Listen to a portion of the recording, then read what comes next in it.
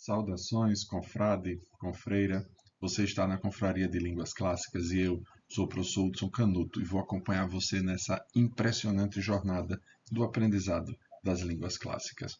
Hoje nós estamos já na aula 67.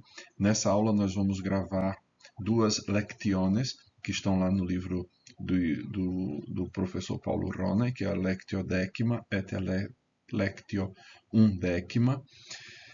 Porque nestas duas lectiones é tratada a mesma fábula, que Roney resolve dividi-la em duas partes.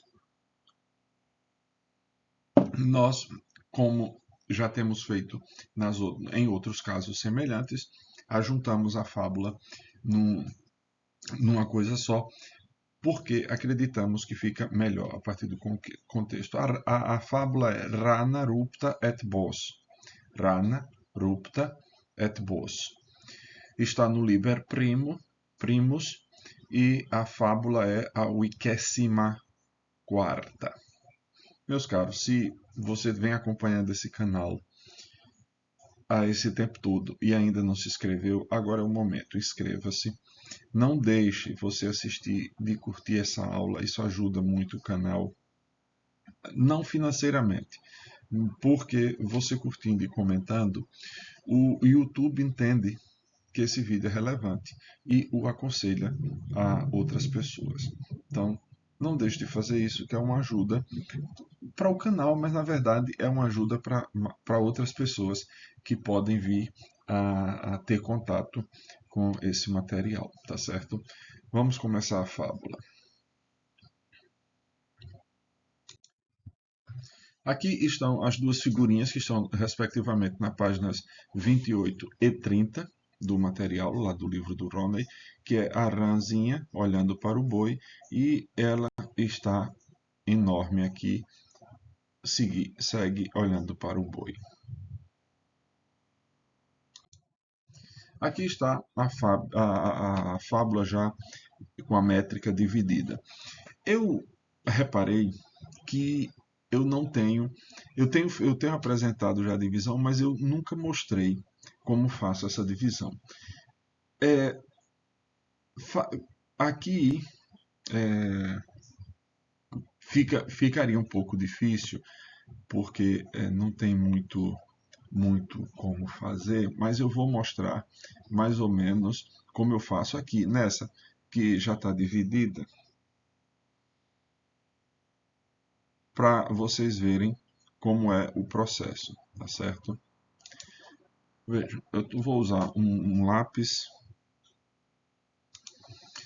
Meu professor Estevão Rocha Lima, de latim, uma vez disse-me que quando a gente vai fazer a escansão do verso latino, a gente sempre começa do fim para o início. Veja. Agora, a gente tem que ter em mente primeiro. No caso de Fedro, a coisa não é tão complicada porque a gente sabe que se trata de um cenário jâmbico. Quer dizer, que o último pé, o fim do verso tem que ser um jambo, uma breve e uma longa. Então, isso a gente já tem por certo. Outra coisa é que tem que dar 6 pés. Agora, a gente precisa ter presente aquilo que aparece sempre, que vem aparecendo sempre nos slides seguintes, que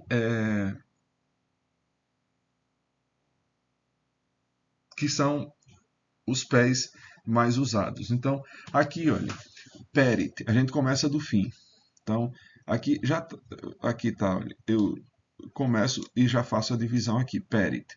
Vejam bem, eu disse que é um jambo, mas que é uma breve e uma longa. Mas aqui perit, se você for considerar, seria uma breve e outra breve. Porém, na poesia, quando o verso termina em consoante, a gente considera essa sílaba como sendo uma sílaba longa. Então, a gente tem aqui uma longa e uma breve.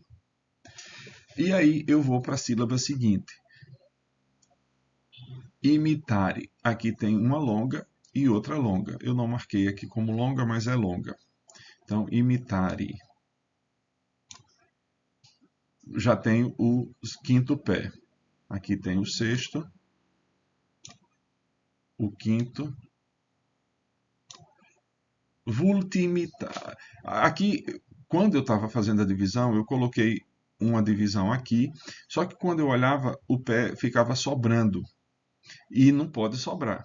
Só que aí, vejam, aqui é breve e essa é breve. Vult, aqui a gente tem uma longa e duas breves que encaixam no dáctilo. E o dáctilo pode ser uma medida do cenário jámbico. Então, o quarto pé é um dáctilo. Dum potentem, potentem dum vultimitar. Então, já sabe que o quarto é um dáctilo. Aí, potentem dum, aqui tem duas longas. Duas longas. Pó é breve e ten, como termina em consoante, é sílaba longa. Eu vejo, essa sílaba aqui, esse é breve. Ela é longa porque, veja, tem um M e tem um D. Então, quando a sílaba termina em consoante e a sílaba seguinte inicia em consoante, a sílaba é considerada longa. E o ínops, em tese, aqui é breve e essa aqui é longa, a sílaba é longa, esse O é breve, mas a sílaba é longa porque, repare, a gente tem duas consoantes. Então, isso aqui eu costumo fazer em toda a extensão, em toda a poesia, para a divisão ficar certa e eu saber exatamente o que eu tenho de dizer. Espero que isso tenha ajudado. Nas outras vezes eu vou deixar um verso sem fazer e vou fazer aqui com vocês. E aí vocês já vão pegando o material, uma fábula, coloque no papel, para tentar também fazer essa escansão. Vamos lá. Vamos fazer a leitura, né? Rana rupta et bos. Esse O é longo. Eu esqueci de marcá-lo aqui. Rana, o A é longo. Esse A é breve porque é nominativo. Et bos, esse O é longo. Quando termina em S, normalmente é longo. Mas ele vai ser breve em todos os outros casos. A gente vai ver a declinação de boi mais para frente. É uma palavra da terceira declinação. E aí vai talvez ficar mais simples. Vamos lá. Inops potentem dum vultimitari perit. In prato quodam rana conspexit bovem. Et tacta invidia tantae magnitudinis rugosam inflauit pellem, tunato suos interrogavit an bove esse latior. Illi negarunt rursus intendit cutem, maiore nissu et simili quaesiuit modo, quis maior esset illi dixerunt bovem. Novissima indignata, dum vult validius inflarescesse, rupto iacuit corpore. Vamos lá, né? Aqui a moral da fábula, logo no início, inops perit dum vult imitare potentem. O pobre, o fraco, perece, morre, quando dum vult imitare quer imitar potente, o poderoso. Imitare, atenção, é um verbo chamado depoente. Já falamos dos verbos depoentes em outras lições. Eu vou procurar em qual lição a gente tratou disso e vou deixar um card aqui nessa parte. Mas o que é um verbo depoente? O verbo depoente é aquele que conjuga-se seguindo um modelo passivo, né, um modelo da voz passiva, porém o sentido é ativo. Vejam, em português a gente não tem esse tempo, mas a gente tem uma estrutura que é semelhante. Ele é uma pessoa vivida, tá no particípio. Ele é vivido, é uma pessoa vivida, quer dizer, está na voz passiva. Só que o sentido é ativo, ele viveu muito. Entenderam? Só que em latim isso tem um, um modo, tem uma denominação, que é o depoente. Conjuga-se na forma passiva, o sentido, porém, é ativo.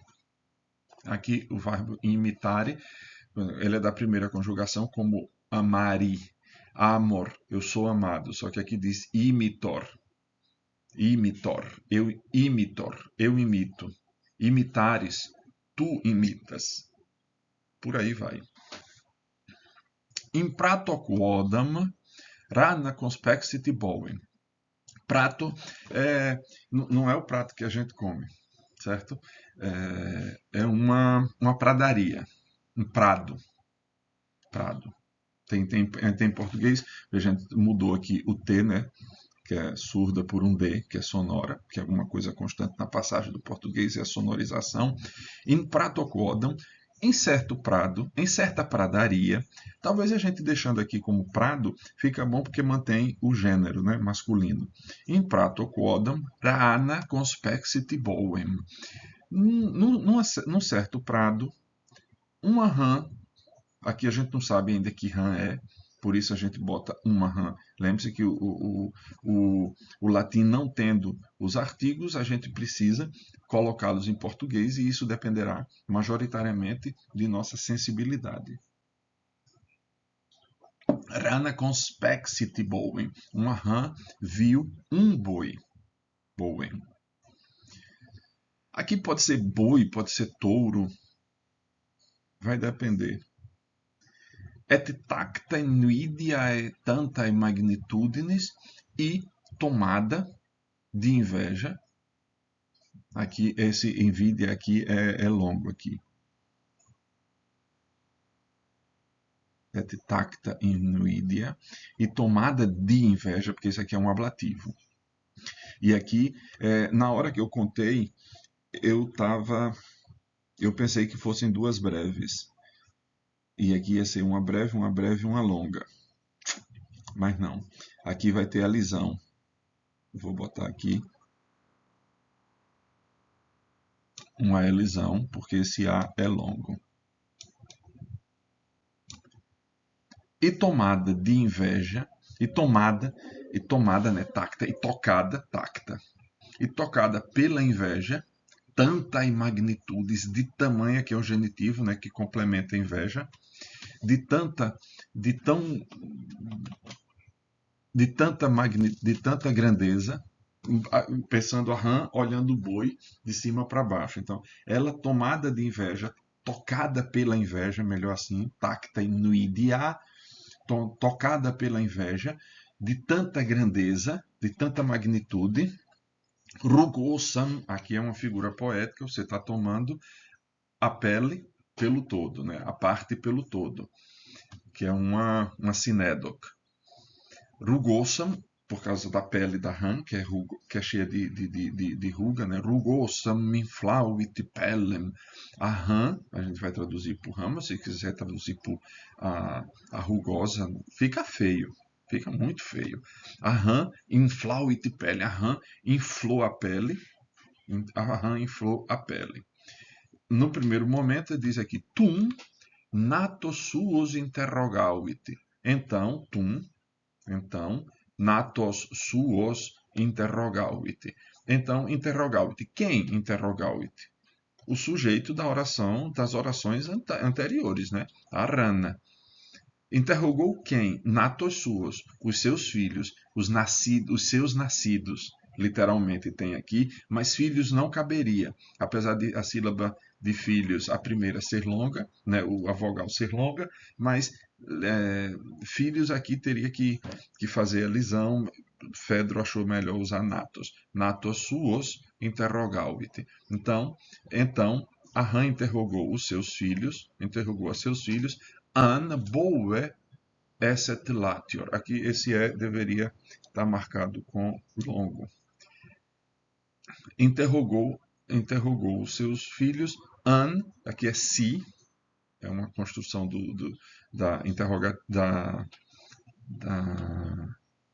da construção condicional, né? An boe esset latior.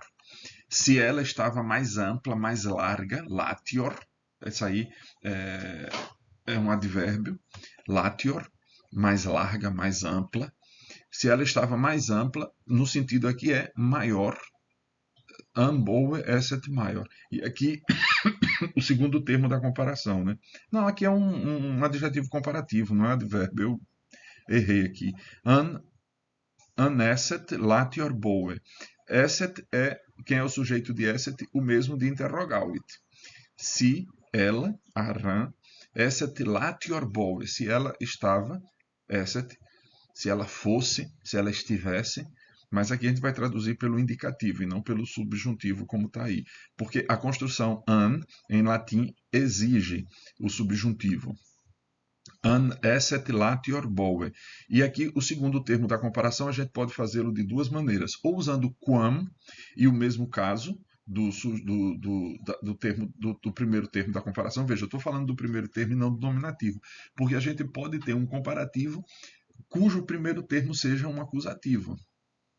Se a gente tiver dentro da oração, se esse primeiro termo do comparativo seja o objeto direto do verbo da principal. E aí a gente pode ter uma comparação. Então, se fosse no acusativo, a gente teria essa daqui concordado no acusativo, mas em que situação? Quando você usasse o quam, como a gente faz em português, né? Ela é tão grande quanto. Em latim existe isso. Há duas possibilidades, portanto, de a gente fazer o comparativo, utilizando o adjetivo no comparativo, latior, ou quam bos, porque rana é o sujeito dessa oração esset, né? Rana, ou usando no ablativo. Aqui vai no ablativo por causa da métrica, mas em outras situações, Fedro, pela métrica, poderia botar quam bos esset latior. Entendido isso, né? Então ela interrogou seus filhos, então ela perguntou a seus filhos se estava maior do que o boi. Illi negarunt. Eles negaram. Negarunt, lembre-se que isso aqui é uma redução. Tem o negauerunt, só que aqui ia ter uma sílaba a mais que não ia ter como encaixá-la em nenhum lugar. Então, o latim, a poesia latina, tem essa possibilidade de arrancar uma sílaba, especialmente dos verbos no pretérito perfeito. E isso, por consequência, vai passar para todos os tempos que são derivados do perfeito. Tá certo? Então fica no perfeito, mas também pode acontecer nos derivados do perfeito. E aí vocês voltem para a aula em que falamos dos tempos derivados do pretérito perfeito. Eles negaram, né? Óbvio, ela não estava ainda maior do que o boi. Rursus intendet cultem maior nisso et simili quaesiuit modo, quis esset maior, quis maior esset. Rursus, novamente, de novo, intendit cultem. Intendit é de estender. Tender a gente tem do verbo estender em português. É isso aqui a ideia, né? De novo, ela estendeu a pele, cultem, a gente tem em português, né? Culte, maior nisso. Nissus é uma palavra de quarta declinação e significa força, esforço. Então, aqui está no ablativo, por isso que esse U está longo, né? Russos intendit cultem maior nisso. Novamente, estendeu a pele com maior esforço. Et simili quaesiuit modo. E da mesma maneira, simili modo, da mesma maneira, quaesiuit, perguntou, como aqui, né? Quaesiuit nato sua, só que aqui já está tudo subentendido. Et simile modo quaesiuit, quis maior esset. E da mesma forma perguntou quem, aqui é um interrogativo, muito embora essa oração seja uma interrogativa indireta, mas a gente usa ainda assim os pronomes, também em português isso acontece, o pronome interrogativo. O que distingue o pronome relativo do pronome interrogativo em latim é que no singular do nominativo do do masculino, você tem quis para o interrogativo e qui para o pronome relativo. Então, aqui está claramente indicando tratar-se de um pronome interrogativo. Quis maior esset, quem fosse maior. Illi dixerunt, boen. Eles disseram, o boi. Ainda seguia sendo maior. Veja que quando eu separei, eu coloquei o X na primeira sílaba. Isso também é possível, viu? Isso também é possível. Eu poderia pô-lo na segunda ou na primeira sílaba, porque como o X é uma consoante dupla, tem som de CS, o normal seria que uma consoante ficasse numa sílaba, outra consoante ficasse noutra sílaba. Então, no latim, nessa pronúncia que eu uso, que é a pronúncia restaurada, ele vai ficar na sílaba anterior. Nas pronúncias tradicionais, vai depender de cada língua. Por exemplo, quem usa a pronúncia italiana vai botar o X na sílaba seguinte. Quem usa a pronúncia portuguesa, lusitana, vai colocar o X na sílaba seguinte. Illi dixerunt boem, eles disseram o boi. Novissime indignata dum vult validius inflarescesse, rupto iacuite corpore. Novíssime aqui é por fim. O novus indica não só o novo, né, o recente, mas também o derradeiro. Por exemplo, quem é católico, eu não sei se ainda se fala disso, mas tem os novíssimos do homem. Os novíssimos do homem são as 4 últimas realidades, né? O céu, o inferno, o purgatório, eu acho que o outro é a morte.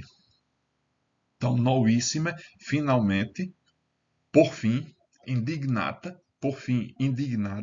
dum vulto validius inflare, enquanto ou quando quis, quer, mais fortemente, aqui é advérbio, validius, aqui você está breve, breve, longa, do vulto validius, inflarescesse, enquanto quer mais fortemente inflarescesse, inflar a si mesmo, essa reduplicação do C é só para dar mais ênfase, inflarescesse, rupto iacuit corpore.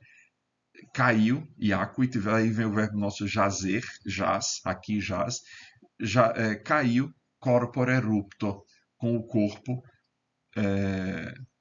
rasgado, estourado. Essa é a fábula.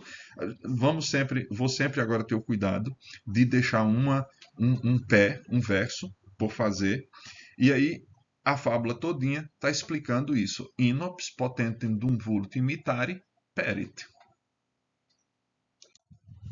Aqui está, meus caros, o esquema métrico, vamos dizer, das fábulas de Fedro. Aqui estão os esqueminhas. Uma coisa interessante, as fábulas de Fedro, elas seguem sempre esse trímetro jâmbico, que é na verdade, é um cenário. O sexto pé, porque ele é um cenário, né? 1, 2, 3, 4, 5, 6, o cenário jâmbico, é chamado de jâmbico, ainda que os versos aqui tudo bem, todos são jâmbicos. Pode acontecer isso? Pode.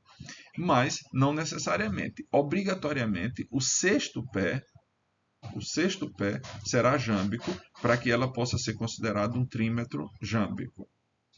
Aqui você vai ter 3 breves, 2 longas, 2 breves e uma longa e 2 breves e 4 breves. Agora vejam bem, que interessante.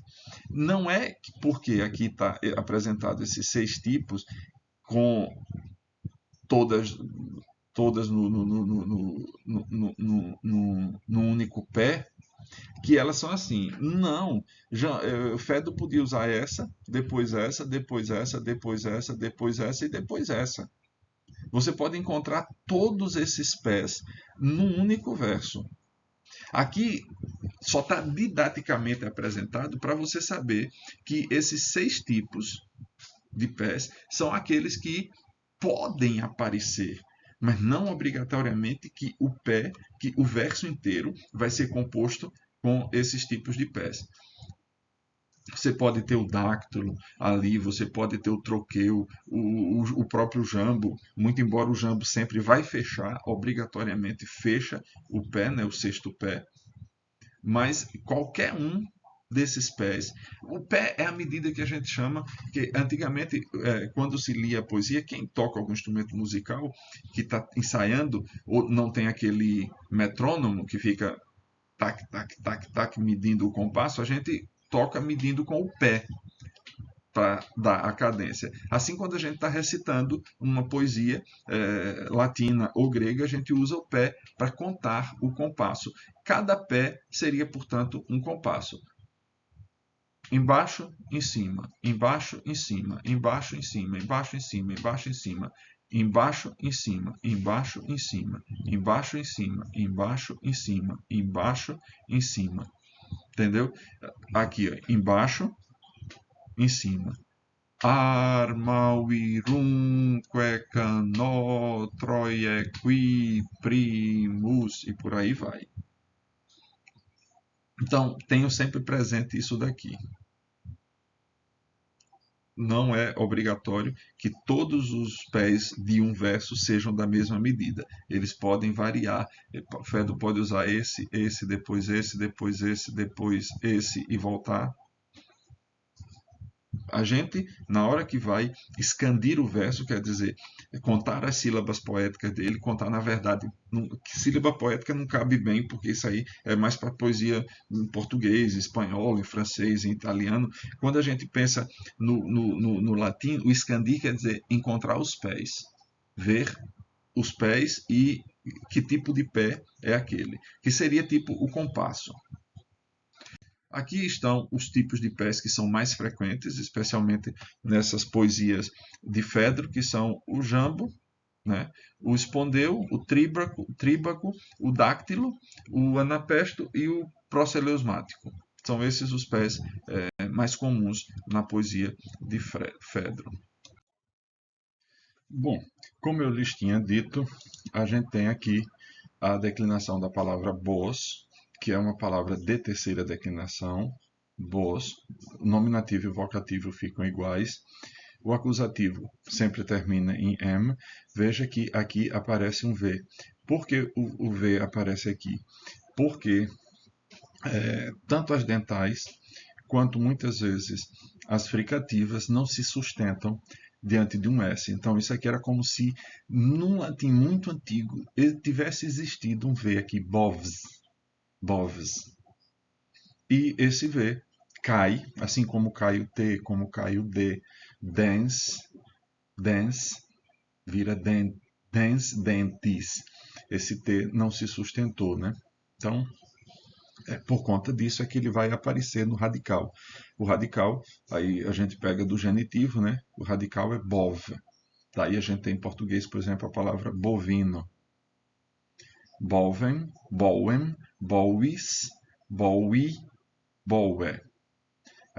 Esses dois Os aqui são longos, mas o resto todos eles são breves, tanto para o singular quanto para o plural. Esses S são longos, aqui boes, que é para as três formas, né, do caso os retos, boum, que é o genitivo plural, não existe a forma bovum, porque como são dois Us, esses Us ficam resumidos num só. Boum, bobos ou bubos, que é a forma tanto para o dativo quanto para o ablativo. Veja que é uma declinação estranha, diferente, e é preciso memorizar esses detalhes. A palavra casa não apareceu em nenhum momento aí, mas eu não sei por que razão Rona colocou-a lá no material. Então, por conta disso, trago-a aqui. A palavra casa é interessante porque ela é um híbrido. Horas segue a segunda declinação, horas segue a quarta.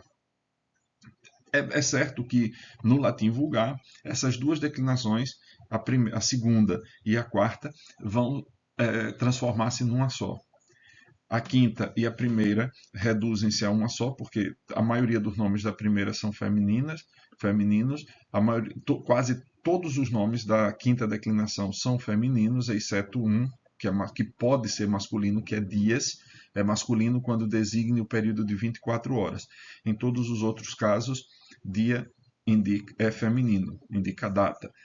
Você diz, hoje é dia tanto do tanto. Hoje é dia tanto. Então, esse dias aí é feminino, porque está indicando a data. Mas se indica o período de 24 horas, é masculino. E assim passou para o português, como masculino.